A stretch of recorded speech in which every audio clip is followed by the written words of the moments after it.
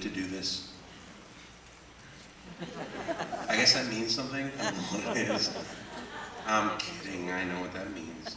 But anyway, so we're going to talk about content-aware scale. Content-aware scale is something that allows you to be able to extend a portion of Photoshop without necessarily kind of repeating it and making it show your tracks when you work with stuff. Let me show you a couple of implementations of that I think are pretty cool, or why I care, in short. As a photographer, my biggest problem whenever I work with images is the fact that my paper sizes never really match the size of the picture that I'm working on. So that is to say that if I were to come over here and I were to make, let's say, a document in inches, and let's just call this 10 inches by 8, I want to make an 8 by 10, and I'm just going to make this 100. If I were to grab this, hold the shift key, bring it over here, and then I were to transform it, Command-Control-T, and holding the shift key, bring this down, you'll notice that it doesn't really fill in all of this stuff, right? So as a photographer, I would always have to do this. All right, well, how much of this am I willing to sacrifice in order for me to be able to get this to fit? So in the days of yore, what would happen is I would have to grab this area and then just kind of clone. But now with content-aware scale, I have the option to be able to just kind of grab some of an area here. I can go ahead and, let's go ahead and just grab something like so. And then from here, what I'll do is I'll copy this into a new area, then content-aware scale, drag up, and I'm done. Relatively easy. This part that I can fix here, I can just fix with a patch, and what would have taken me a much longer period of time, now I can get done in seconds. And at the end of the day, really, it's about time. I look at everything from a standpoint of how fast can I get something done so that I can work on a lot more creative things. But as it turns out, working with this did allow me to be able to do a whole bunch of creative stuff. So let's say, for example, I have something like this. That was a lighthouse, right? I said, all right, well, that's kind of cool. But at the end of the day, what I want to do is I want to unlock this and make it its own layer. I'm going to go ahead and I'm going to grab the crop tool, select everything, and probably a little known tip. If you crop inward, right, you're going to get rid of some space. But if you crop and you hold down and you drag outward, what you're going to do is you can extend canvas size. So rather than going to canvas image adjustments, or you go to image canvas size, guessing, going, all right, well, I kind of need this. Okay, then it doesn't work, and then undoing, you can just use the crop tool.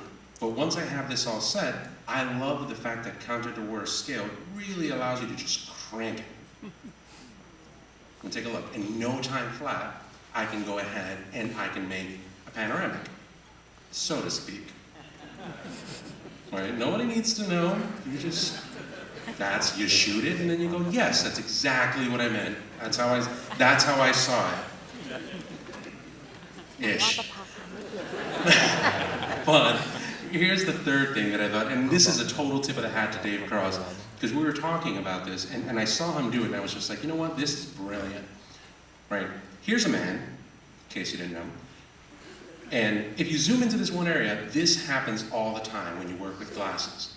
Right? And it's one of those things, it's probably one of the most common questions that we get over at NAP. Somebody says, well, I'm taking a picture with a person with glasses, and you get this thing. Nobody really knows how to explain it. It's just, he's missing head. That's generally what you get, right? He's missing head. How do you fix his head? So the de facto answer is usually have him take off his glasses. And then what will happen is you get two pictures like this, right? You ready? Click, and then quickly.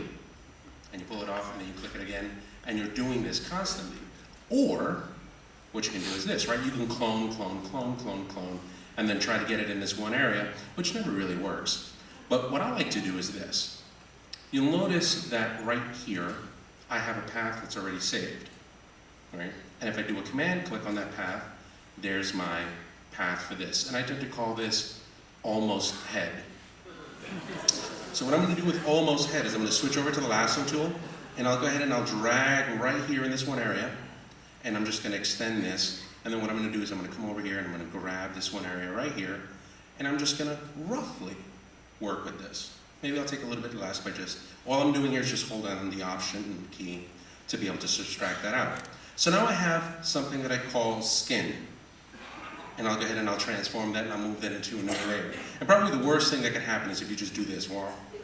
And then you're like, yeah, retouching job, done. Send me the check.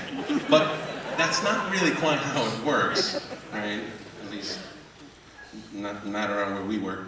But what I can do though, which I thought was really cool, was this, right? Because I have that selection all set up, right? If I go over to the layers panel here, and I have skin by itself in that one area, well technically what I can do is I can take that same thing and just create a mask. Then once I have that mask, I can unlock that mask. Then I can go ahead and just grab that one part and do a content-aware scale. And fill that out. Now, I'm letting the technology work for me, and I can just go ahead and dodge a little bit of the area. And again, one of the biggest things that I enjoyed about CS4 was speed.